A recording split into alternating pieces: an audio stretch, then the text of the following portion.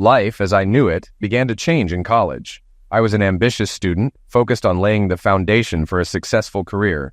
Yet, amidst the lectures and late-night study sessions, I met someone who shifted the course of my life entirely. Jenny was magnetic, confident, captivating, and brimming with charm. Her presence seemed to light up every room she entered, and, against my better judgment, I was drawn in. Our relationship blossomed quickly. Between shared classes and endless conversations, I found myself imagining a future with her. At the time, I didn't notice the cracks, small signs that hinted we might not be as compatible as I believed. She had a sharp wit, an incredible smile, and an air of mystery that left me wanting to know her more. Little did I realize that same mystery would later unravel everything we built together. My name is Mike Wilson, and for years, I lived under the illusion that my life was flawless. But in a single evening, that illusion shattered completely. The life I cherished, the people, the memories, was either destroyed or teetering on the edge of collapse. Despite the devastation, I clung to a verse from the Bible for comfort. Time and chance happen to all, a reminder that life's twists and turns are beyond our control. I married Jenny Smith 3 months after college. For over 7 years, I never suspected her betrayal. Jenny and I met in college. She was stunning, blonde, green-eyed, and charming. She captivated me instantly, and we shared similar goals leading to marriage. At 5 8 inches and 190 pounds, I wasn't a movie star, but I had my share of attention. We became inseparable after meeting in a statistics class. Right before graduation, I landed a solid job, and our future seemed bright.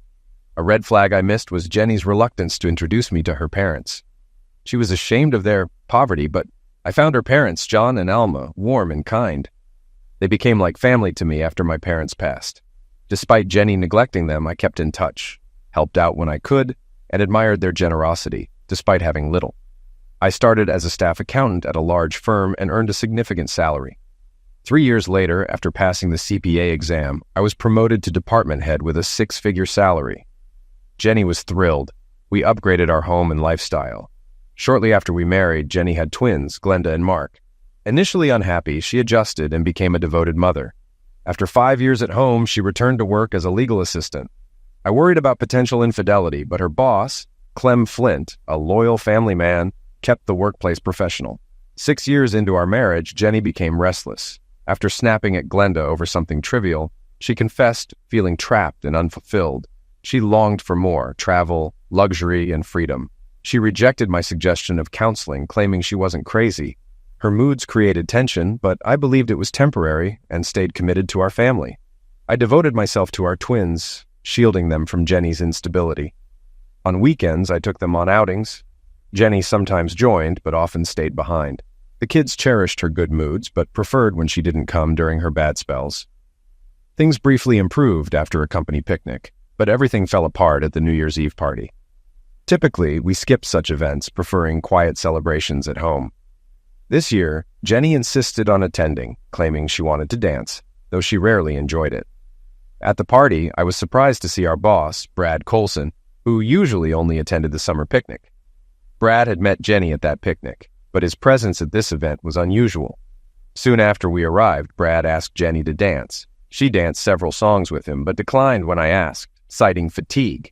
Yet, when Brad returned, she enthusiastically danced 5 more songs. As midnight approached, I realized Jenny had been with Brad most of the evening. I searched for her, wanting to kiss her at the countdown. To my horror, I saw Brad pulling her into a kiss. Furious, I stormed over, shoved Brad, and shouted, "Leave my wife alone, you fool!" The room fell silent as everyone stared. No one had ever spoken to Brad like that, but I didn't care.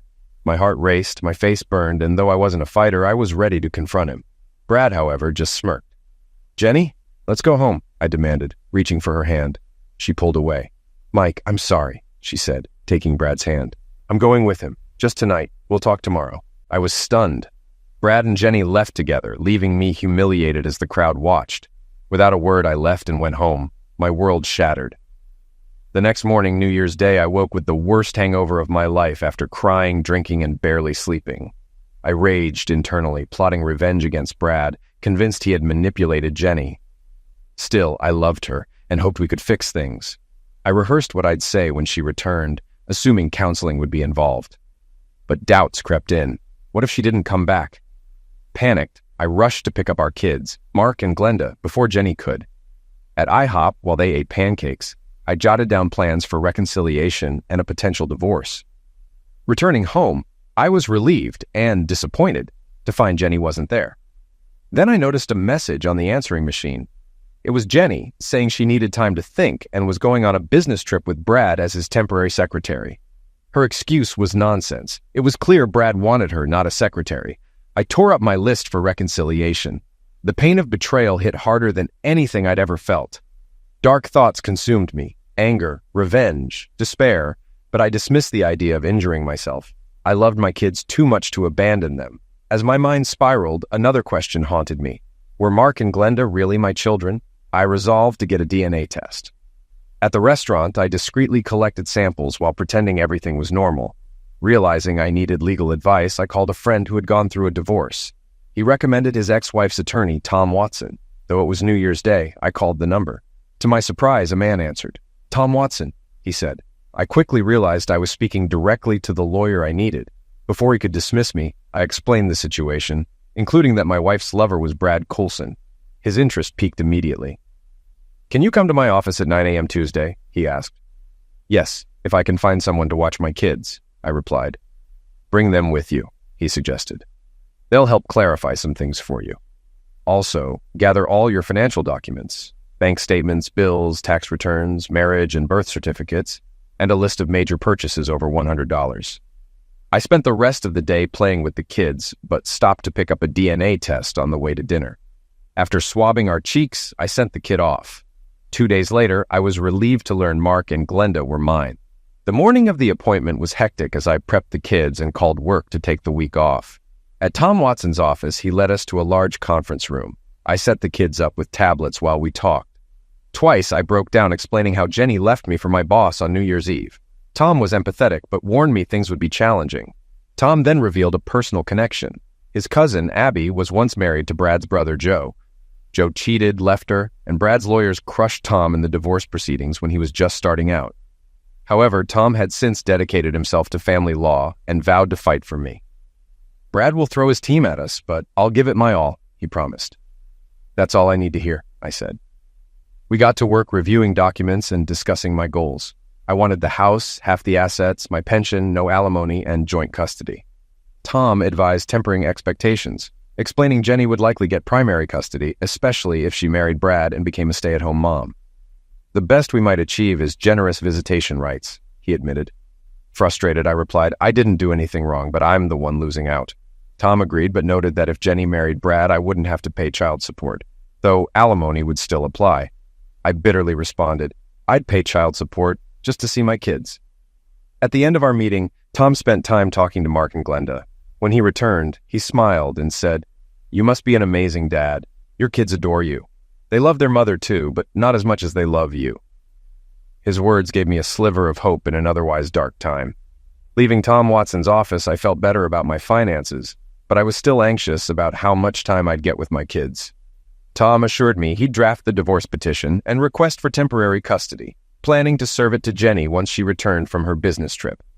8 days after D-Day, Jenny called and asked if we could talk. I agreed, making arrangements for the kids to be elsewhere. As expected, Jenny wasn't looking to reconcile, and though it hurt, I knew our marriage was over. When she arrived, I made her wait before opening the door. Trying to stay calm, I walked past her without saying a word and grabbed a beer.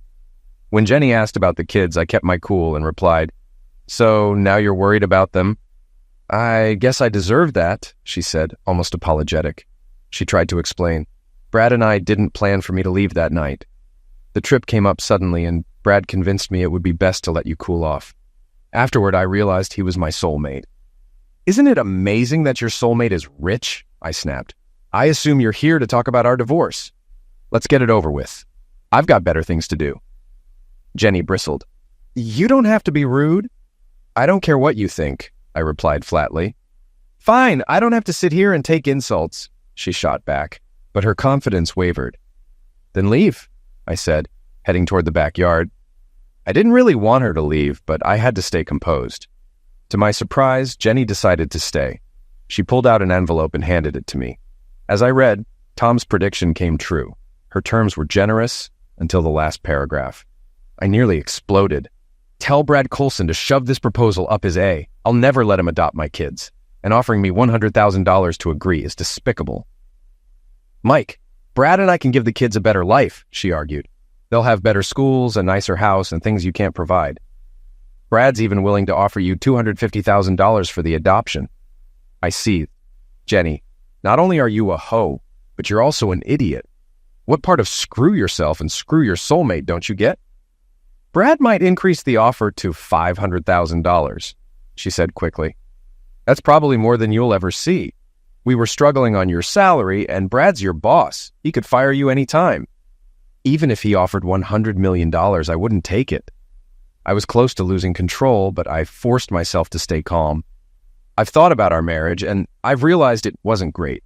You've been a terrible wife and mother for the past year. I'm not taking Brad's crumbs. If he fires me, I'll file with the EEOC. The court has awarded me custody because you abandoned the kids. I didn't abandon them, she snapped. At that moment, the doorbell rang. It's for you, I said, smiling as I walked to the door. A sheriff's deputy handed Jenny a summons. She read it and, in tears, ran out. It felt good to see her like that. I called Tom. She just left, served with the divorce papers. Hope you behaved, Tom said. It was hard, but I did. She left crying after being served. But there's something I didn't expect. Brad wants to adopt my kids. Can he do that? Tom was surprised. That's new, but unless they prove you're unfit, it's nearly impossible. Just be careful. They may try to twist anything against you. Stick close to people who can vouch for you. We'll be ready. Tom, does it ever get easier? I asked. The pain's still fresh. It gets better, he reassured me. You're not as devastated as you were the night she left. There will be tough days ahead and we might lose a few battles, but we'll regroup and fight back. Keep the faith. During the week I took off work, I followed Tom's advice and made all the financial arrangements. I opened new accounts, transferring half of our money into them, and set up after-school care for the kids. Their school had a program until 5:30 p.m., which fit perfectly with my work schedule, allowing me time to run errands and still put the kids to bed. That week also gave me the chance to establish routines with the kids. Jenny had been lax about managing bedtime, so I set stricter rules. I made them bathe, brush their teeth, and go to bed by 8 p.m. At first, they resisted, but when I promised to read them 2 stories instead of 1, they began looking forward to it. Our bond grew stronger, and surprisingly, they didn't ask about their mom too often. But one day, Mark asked, "Will Mom ever come back?"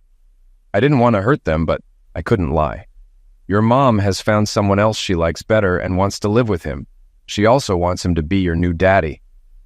Both kids cried, and I quickly reassured them, no matter what, I'll always be your daddy. That calmed them down, and they hugged me tightly. On Saturday, I took my children, Glenda and Mark, to their riding lessons. Even though their mother, Jenny, hadn't seen them in over a week, they were thrilled to see their instructor, Miss Darla. Darla, who owned the horse farm, was an exceptional teacher. Glenda adored horses, while Mark, despite his initial hesitation, had surpassed his sister in riding skills. When I arrived, Darla greeted me with a question. "Where's Mrs. Wilson?" she asked. "We're getting a divorce," I replied. Darla's expression shifted to concern. "I'm sorry," she said. "I didn't mean to intrude." "It's okay," I reassured her. "I just hope the kids can keep attending lessons. Right now I have custody, but Jenny will probably get primary custody, and I'll have visitation. I'll fight for joint custody, but it doesn't look promising." "Why do you say that?" she asked. I sighed. "Jenny plans to marry her wealthy lover, Brad. She'll be a stay-at-home mom while I'll be scrambling for babysitters. On top of that, I work for Brad, and I'm pretty sure he'll find a way to push me out of the company." Darla's brow furrowed. "That's Brad Coulson, isn't it?" "Yeah. Do you know him?" I asked.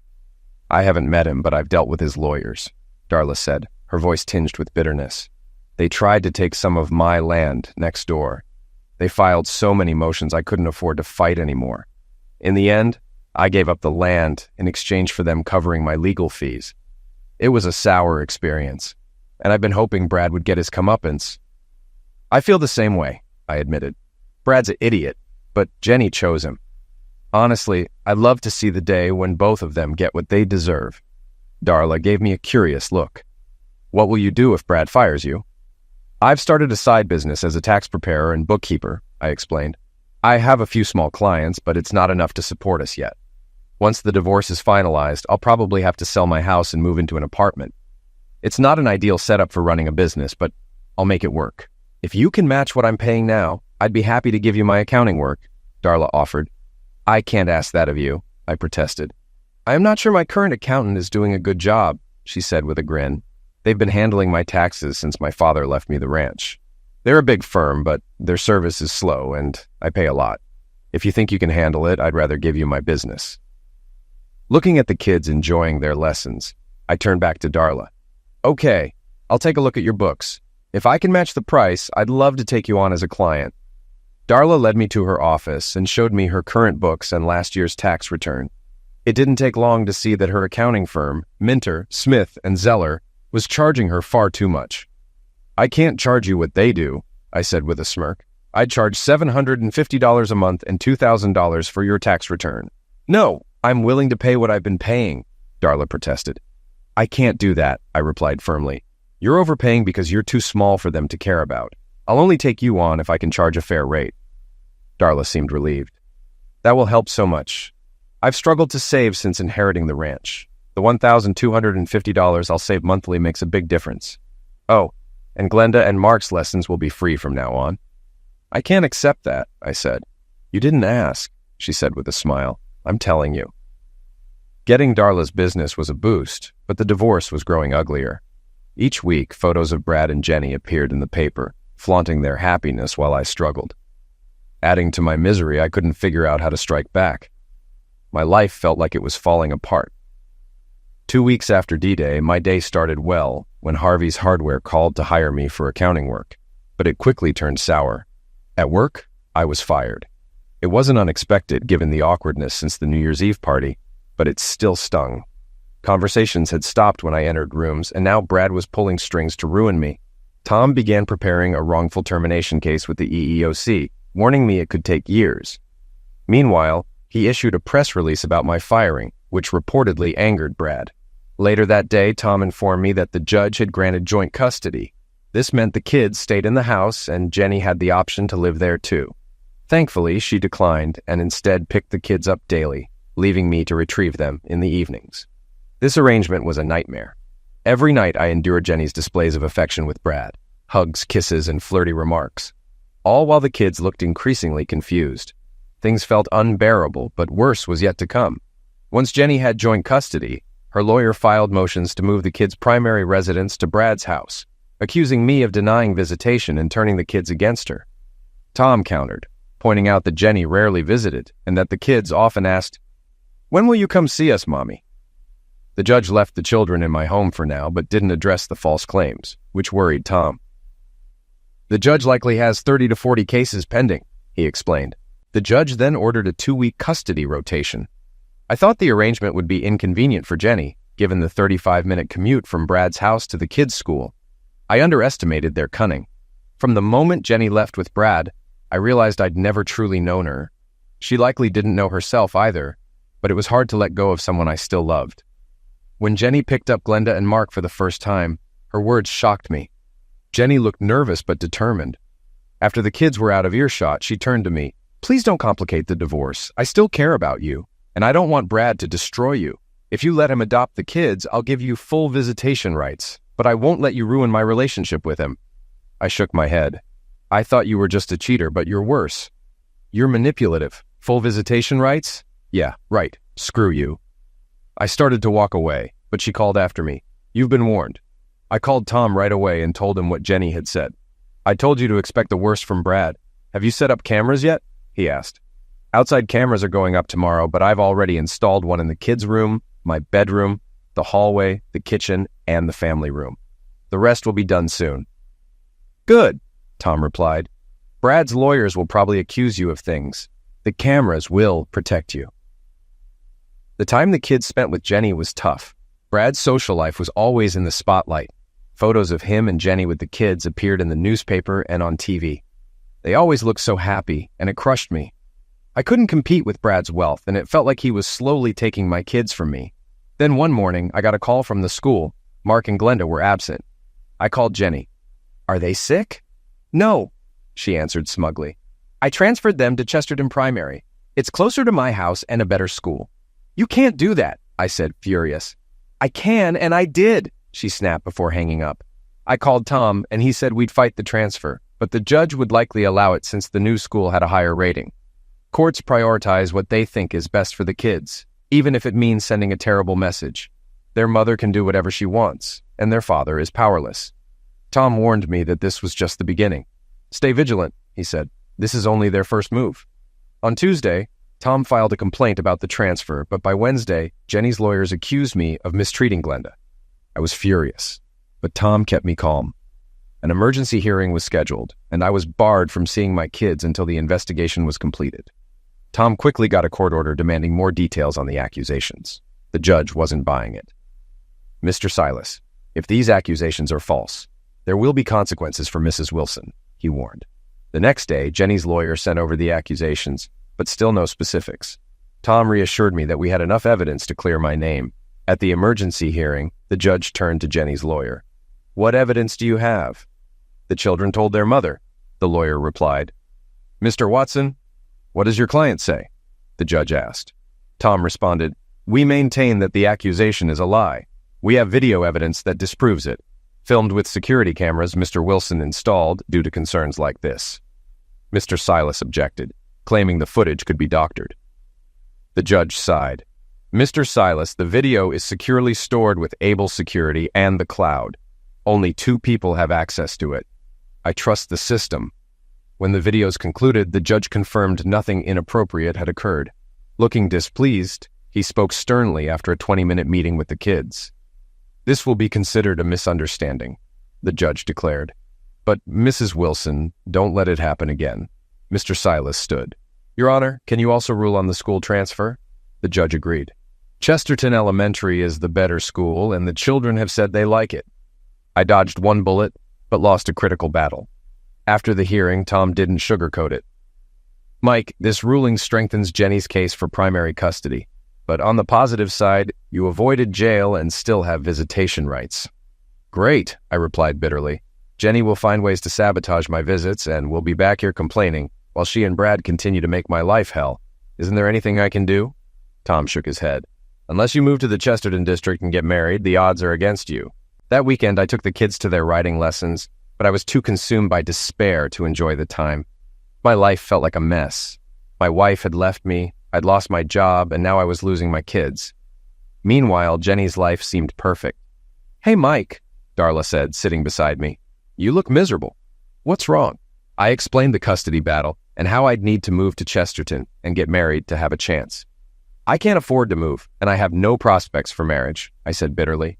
"No offense, but your wife is a Class A witch," Darla said bluntly. "She's treated me like garbage since the kids started lessons. I wanted to tell her to leave, but I couldn't disappoint Glenda." I chuckled sadly. No offense taken. After a moment of silence, Darla brightened. "I have an idea. My house is in the Chesterton district. Move in, and we'll tell people we're engaged. Once your divorce is finalized, we'll marry. That puts you on equal footing with Jenny." I stared at her, amused. But the more I thought about it, the more sense it made. I asked Darla to join me at my next meeting with Tom to explain the plan. Tom dismissed the initial idea. "A sham marriage won't work. The courts will see through it and could award Jenny sole custody," Darla countered. "What if we really get married? Announce our engagement now, marry after his divorce, and he can move into my house. I have extra rooms, and he can even run his accounting business from the den. We'll draft agreements to keep everything fair." Tom paused, weighing the suggestion. "It's not illegal if done properly. You'd need a legitimate ceremony and clear agreements. I'd recommend a prenuptial agreement and a commitment to stay married for at least 18 months to avoid suspicion." Darla agreed immediately. "Whatever it takes." I hesitated. "Darla, this is a lot for you." "It's worth it to mess with Brad," she said with a grin. 8 weeks after D-Day, we signed all the legal documents. The agreement was clear. We'd remain married for at least 18 months, keep our pre-marriage assets, and split any earnings fairly. I paid rent, which was considered my contribution to household expenses.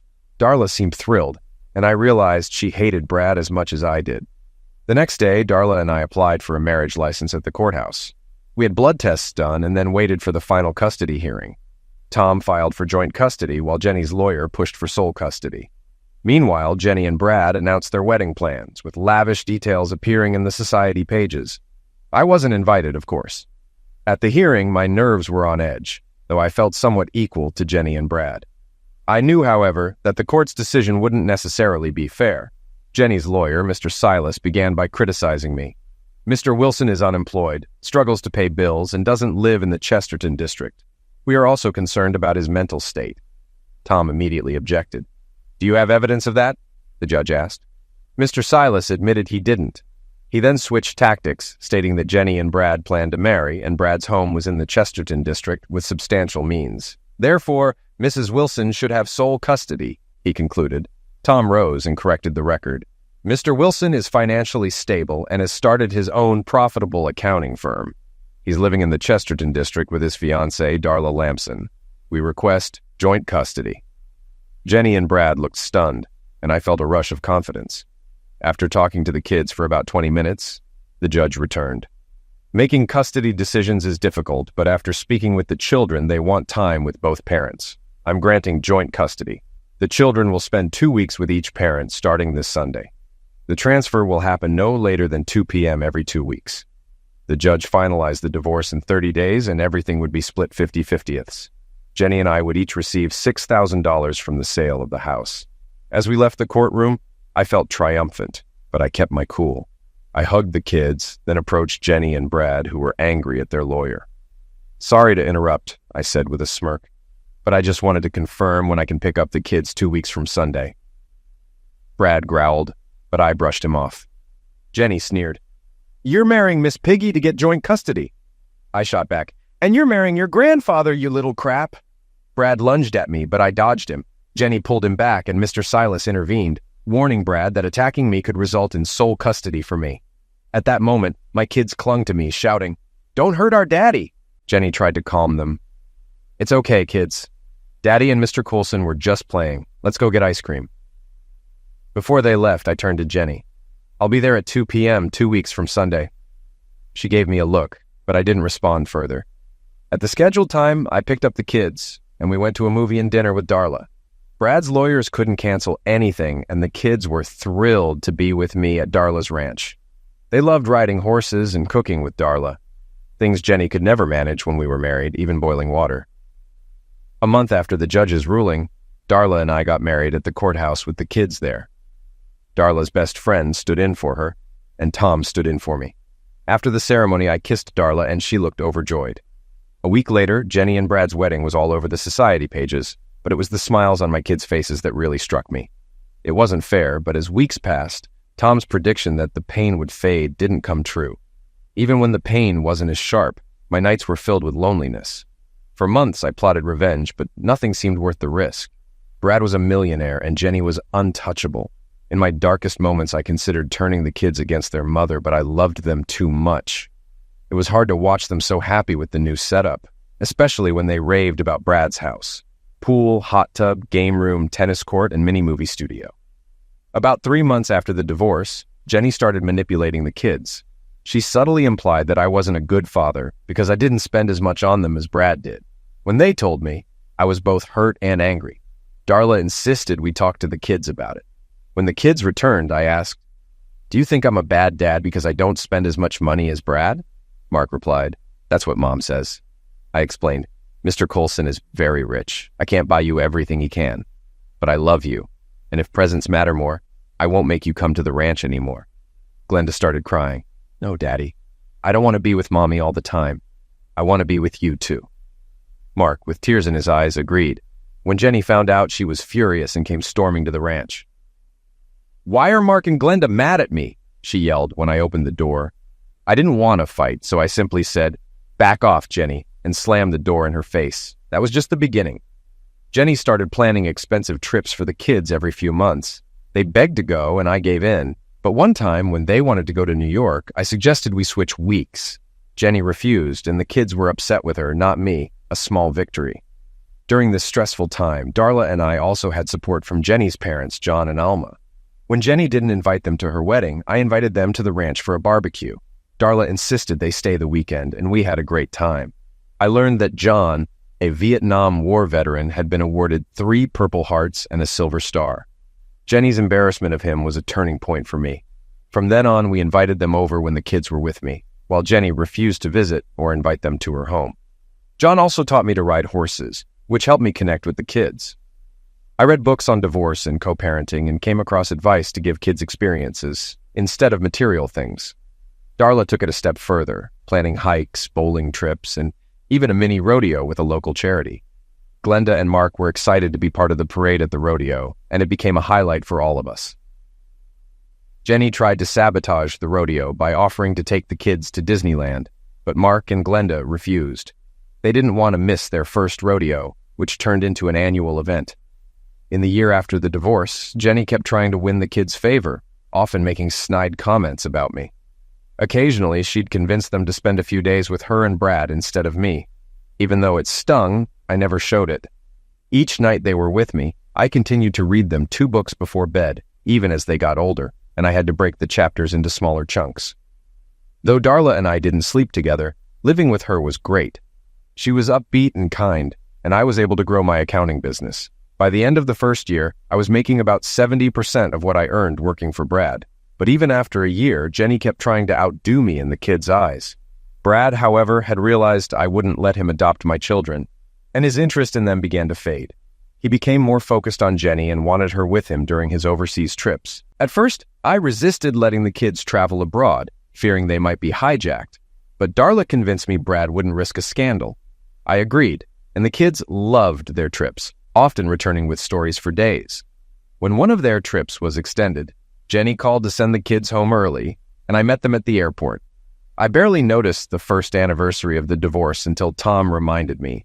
I hadn't even mentioned it to Darla, but I quickly made it up to her with flowers and a dinner.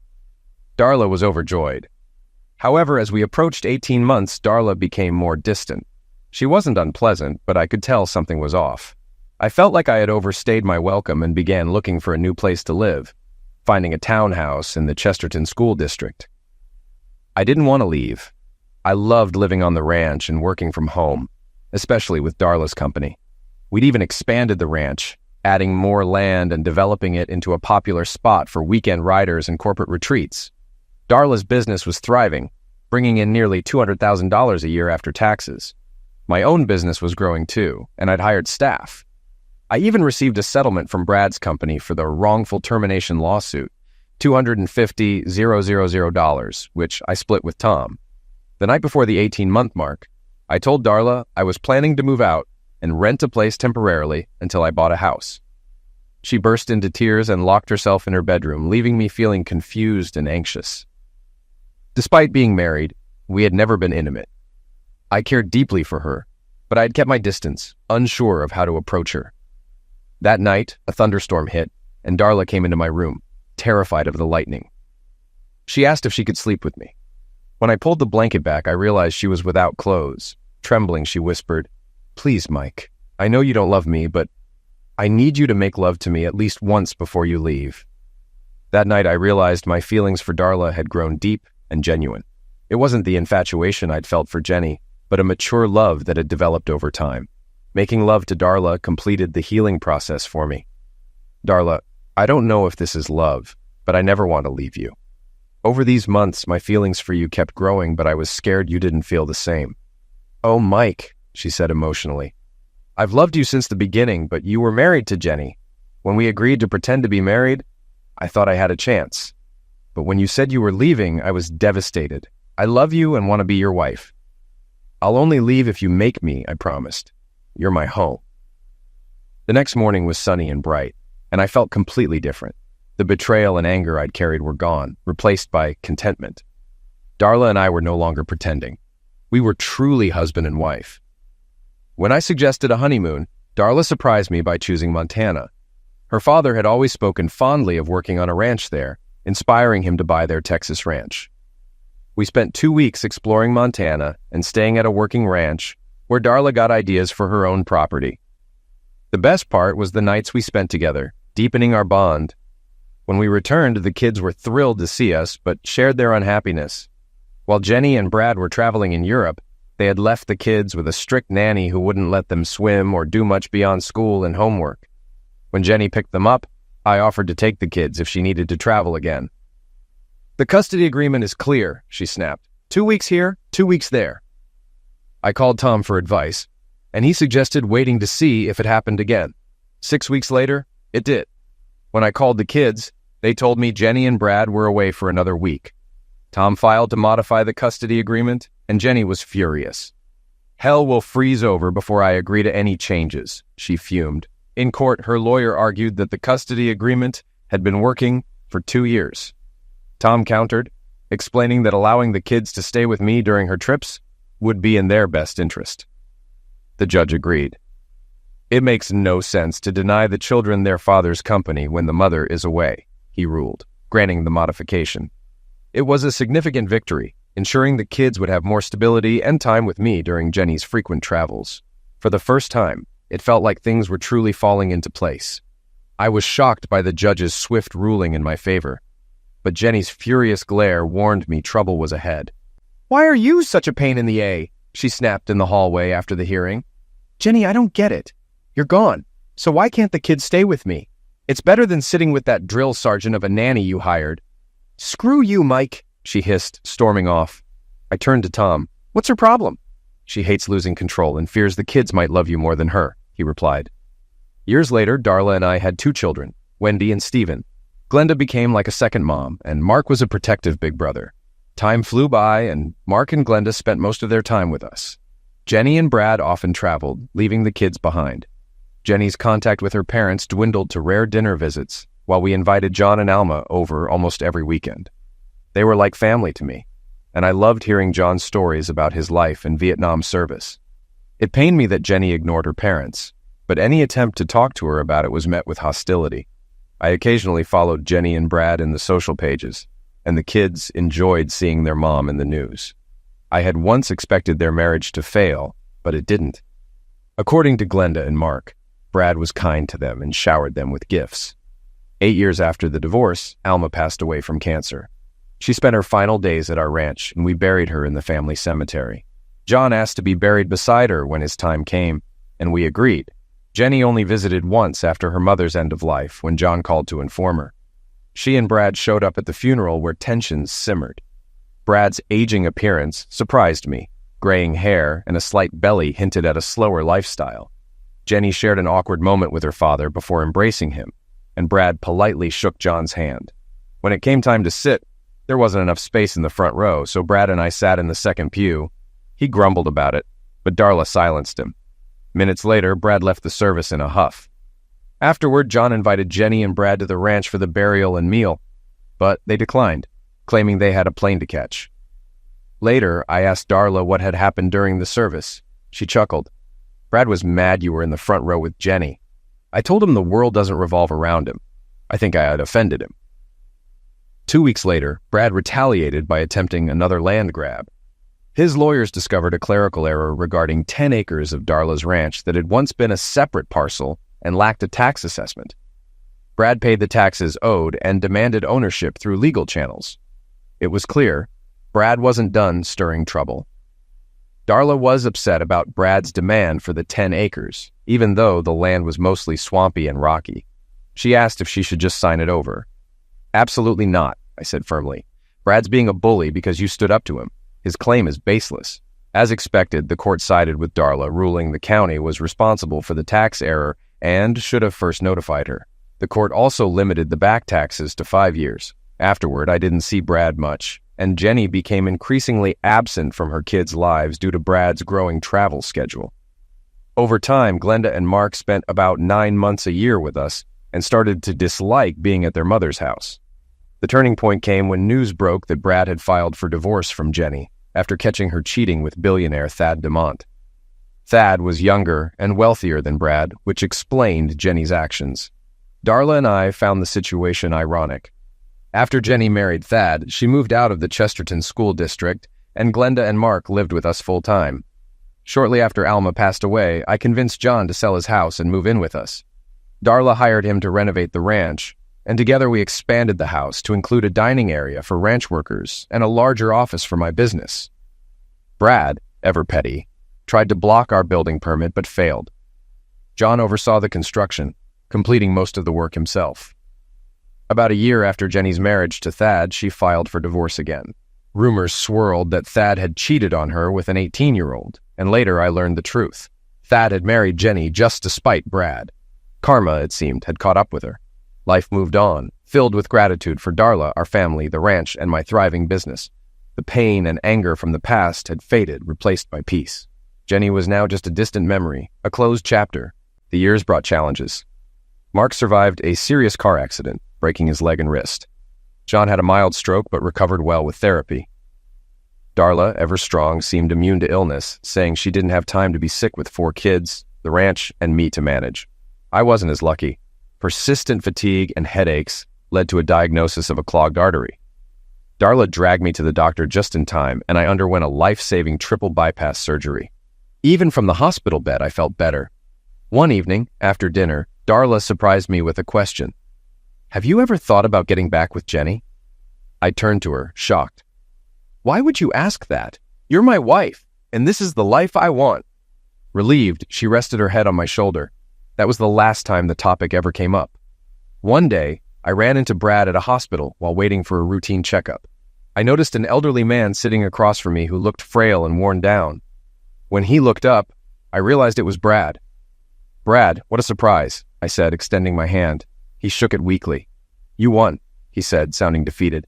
"Won what?" I asked, confused. "I really loved her," he said, his voice cracking. "I thought she loved me too." I realized he was talking about Jenny. "Yes, she has a way of making people fall for her," I replied carefully. "But Jenny's biggest flaw is that she thinks money equals happiness. She never got over being poor."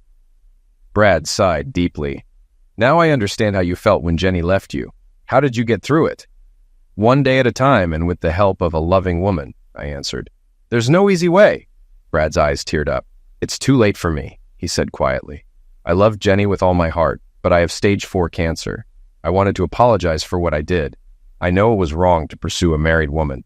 I hope you can forgive me." Looking at the old man, I felt a mix of emotions. I'd once hated him, but now all I felt was pity. "Brad, there was a time when I hated you, but that's over. If you want my forgiveness, you have it." Brad smiled weakly, thanked me, and left. He passed away 5 months later. Darla and I attended his funeral, and I was surprised by how few people showed up. Jenny was there, visibly upset. Not only about Brad's end of life, but also with me. "You had to come and gloat, didn't you?" she snapped. "You wanted everyone to know you won." I was furious. "You left him for a man with more money, and now you're crying over his end of life?" "Brad apologized to me months ago, and I forgave him. Have you ever apologized to him?" I didn't wait for her response. I grabbed Darla's hand and walked out. The drive home was quiet until Darla broke the silence. "Who pooped in your crispy crumbs this morning?" she asked, making me laugh. Darla always knew how to make me smile. When Brad's will was read, I was surprised. He left most of his fortune to charity and his alma mater, but also $2 million to Jenny.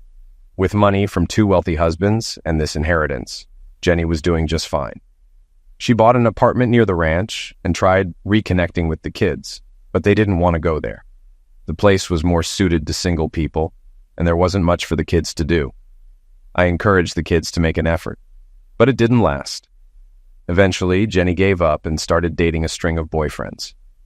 The kids seemed relieved not to spend time at her house, and if they were happy, so was I. I was proud of our kids. Mark graduated from Georgia Tech with a degree in engineering and works in Austin. He married Cindy Stubbins, a fellow engineer, and they have 2 daughters. Glenda became a veterinarian after attending Texas A&M. She worked with Dr. Sam Turner before opening her own practice, which she later merged with Todd Amberson, a younger vet. They married and now have 3 kids. Darla and I love having our grandkids around. They spend more time at the ranch than at home, and Jenny's dad often spends more time with them than anyone else. Alma, my daughter, graduated from the University of Texas with a teaching degree and now teaches 3rd grade. She married Jerry, a chemistry teacher, and they're expecting their first child soon. I couldn't be happier. I adore being a grandparent. Grandkids are great, you get to spoil them, and when they get fussy, you can just hand them back. Mark married Sally, a woman he met while on vacation in England. She's small, only 5 feet tall, with long dark hair and violet eyes. I joke that she's like a mini Elizabeth Taylor. They have 3 kids, and Sally's pregnant with a 4th. It's amazing how she manages to carry them, given her size. Time flew by, and Darla and I recently celebrated our 30th anniversary. Over the years, I've hardly seen Jenny. The kids occasionally talk to her, but they don't visit much. From what they tell me, she's not the same. She's no longer the hot woman she once was and hasn't had a boyfriend in years. Jenny still calls her dad every couple of months, but at almost 90, he's slowing down. When I asked him why his conversations with her were so short, he admitted he didn't know what to say. It made me feel sad for him. One Christmas, I went to the mall for last-minute shopping. I'm terrible at picking gifts, so I just buy gift cards to avoid mistakes. After I finished, I went to the food court to grab a Chick-fil-A sandwich and spotted Jenny sitting alone.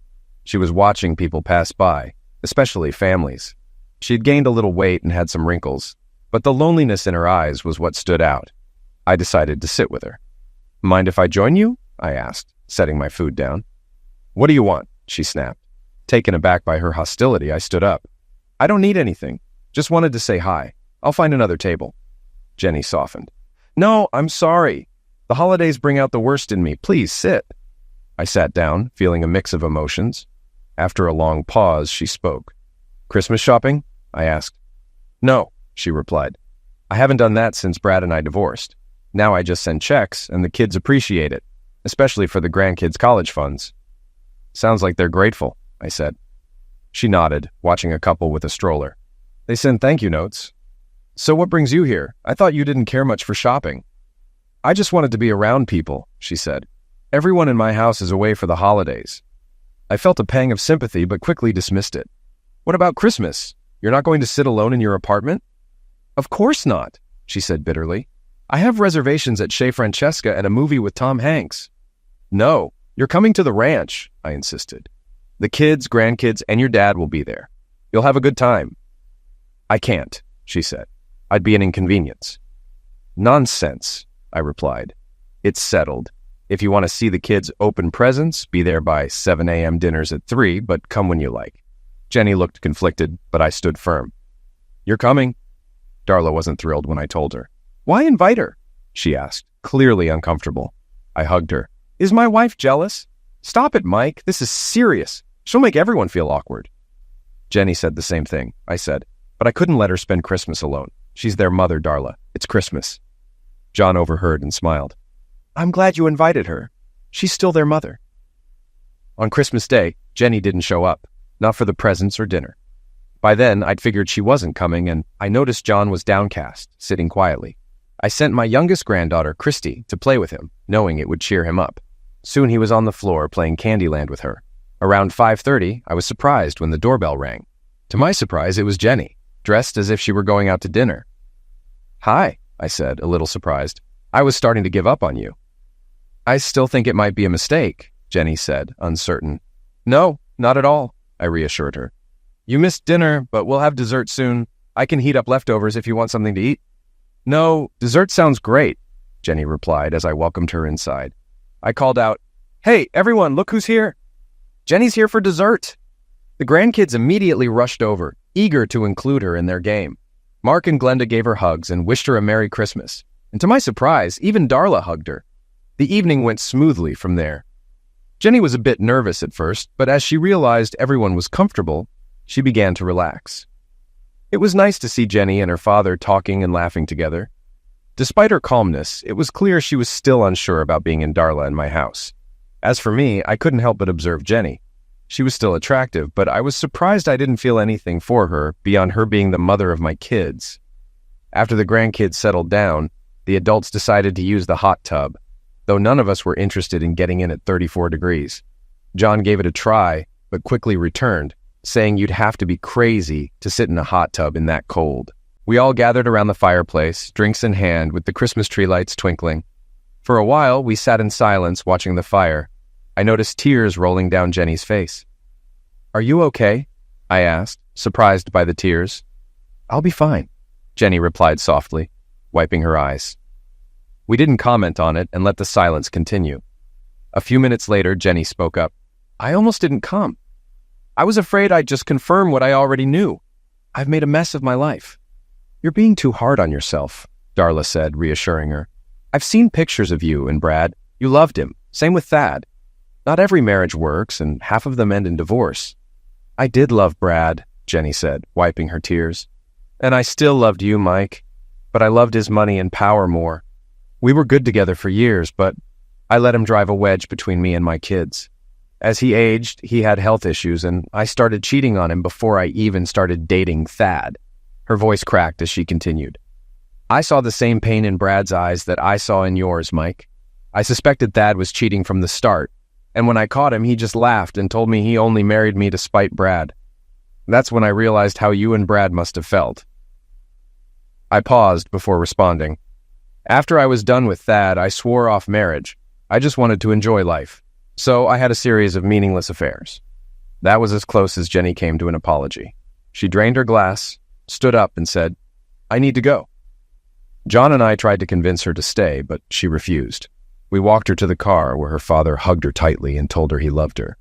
Jenny's tears flowed again, but she wiped them away. Before getting into the car, she gave me a big hug and said, Thank you. Then Jenny left. I don't know what the future holds for us. It seems Jenny regrets many of her choices, but whether she'll reunite with her family is up to her. The house feels quiet now, with only the occasional crackle from the fire. I couldn't help but feel sorry for Jenny, seeing the sadness in her. As for me, I regretted the time I'd wasted trying to get back at Jenny and Brad. Watching the fire, I remembered a Bible verse. Time and chance happen to all. In the end, time proved to be the greatest form of retribution.